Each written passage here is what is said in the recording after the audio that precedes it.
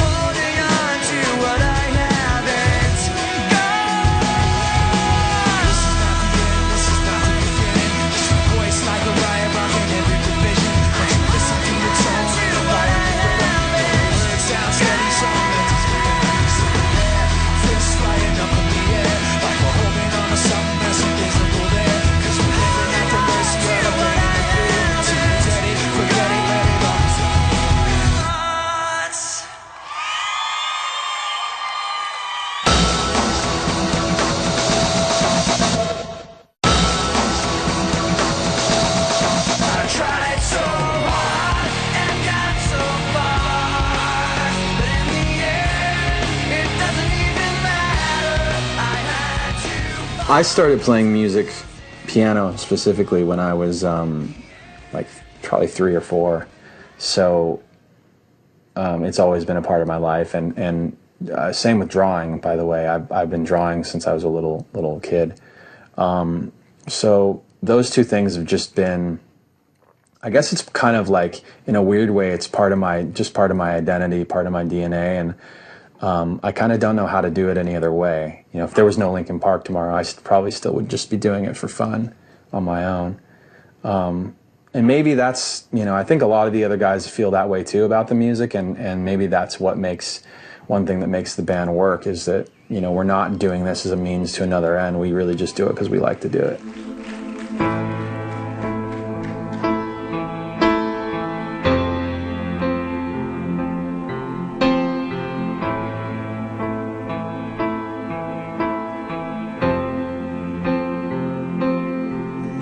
Standing in the wake of devastation, when you were waiting on the edge of the unknown, and with the cataclysm raining down, insides crying, save me now. You were there, impossibly alone.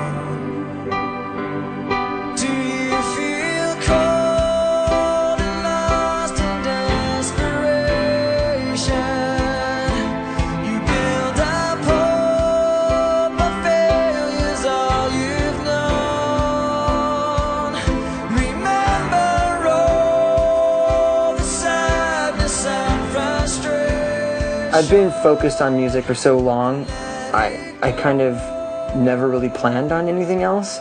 Basically, I'd come to the conclusion that I hated all the bands in Arizona because I felt like our scene in Arizona was pretty weak at that time, and no record company is going to come to Phoenix, Arizona to find new music.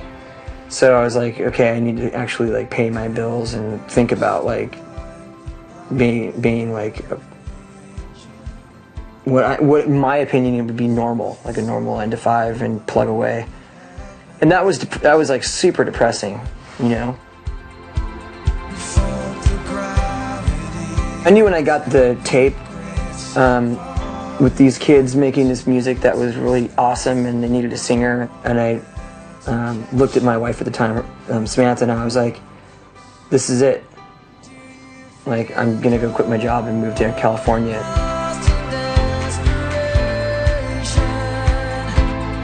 We didn't care that every single label turned us down. You know, we were making music that wasn't popular. We knew that there was something special, and we were building fans around the world from Rob's apartment, you know, and we knew that it was just a matter of time before the labels were either too late and they missed the chance and we'd blown up on our own, or someone was going to go, we should sign these guys now. There was a part of me that smirked when Hybrid Theory went diamond in the US. I was like, the record that no one wanted to make has sold 20 million record copies around the world, you know. You know, there's a little piece of you that likes to poke the bear a little bit.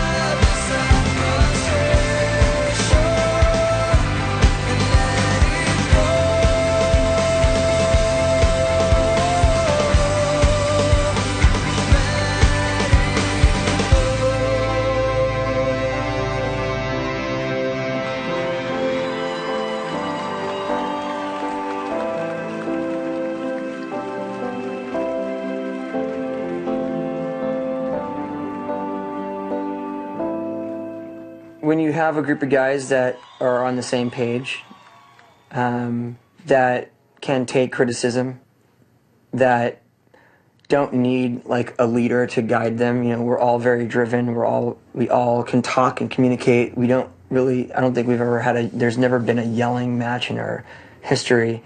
Pooch, how was that in comparison? Better. Is it better? Cool. It felt good. Yeah. My piano was better on that one. You know, if we don't like something, we can tell somebody I don't like it, and, you know, I just don't like it, let's do something different, and it's okay. The fact that we get along better the longer our career is something special. So, and also, you know, I think that Mike Shinoda is an amazingly talented songwriter. Things like that help, you know. Having guys that can actually write good songs in a band usually is a good thing.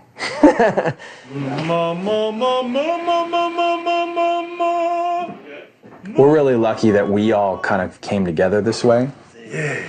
There's a very special chemistry between our guys, and not because they're similar either.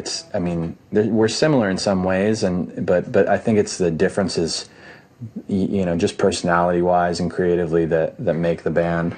We keep each other in check, you know.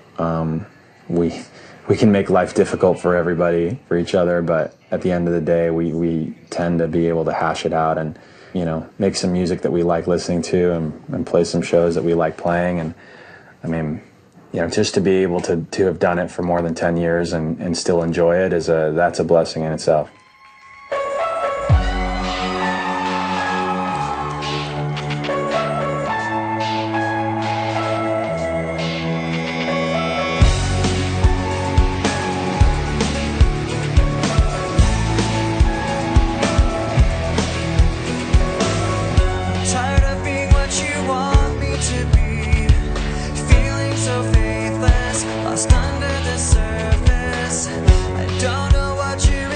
We dreamed of success, you know, not in the way that we've gotten it. Our success has far surpassed any of our ideas of where we could have possibly gone. It's just amazing to stand on stage and look out and see a whole crowd of people just like jumping in unison and like singing their hearts out. That's what, I mean, where else in the world karaoke bars don't count? But where else in the world do people go and just let go so completely than at a rock show? You know, it doesn't matter what kind of music it is. I mean, when you go play it, you know, everybody just lets their inhibitions go. They're out there singing at the top of their lungs, being passionate. You know, some people cry when their favorite song comes on. Other people, you know, rip their clothes off, and throw them at you, and, you know, light bonfires and get dirty, and just human soup down there. Like, it never happens anywhere except in music, and that's beautiful.